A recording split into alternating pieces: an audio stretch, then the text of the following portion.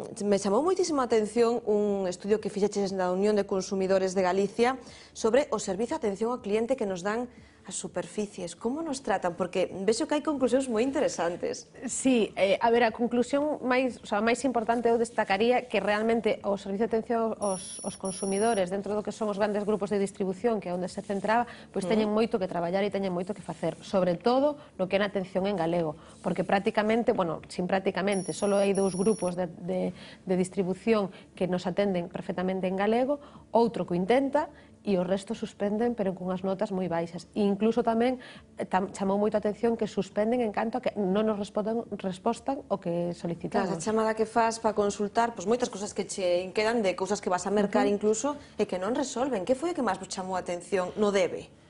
Pois nos chamou a atención, por exemplo, que nos teñan que pasar con 13 personas ou con 11 personas para solventar unha dúbida, ou que teñamos que estar ao teléfono 42 minutos para poder plantexar a nosa cuestión. Que de compañía telefónica, Sí.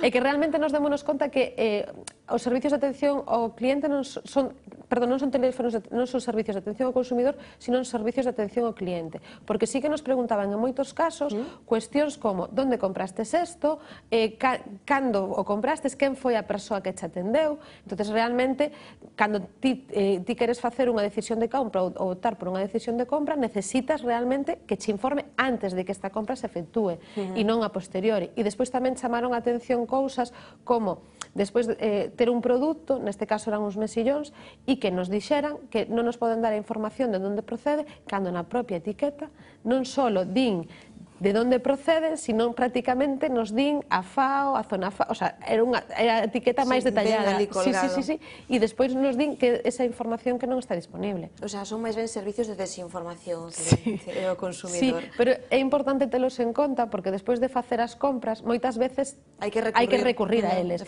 E hai que recurrir a eles, sobre todo, cando facemos compras que teñen garantía, é dicir, que compras que temos durante 2 anos, ese produto ten garantía e teñenos que facer ese servicio.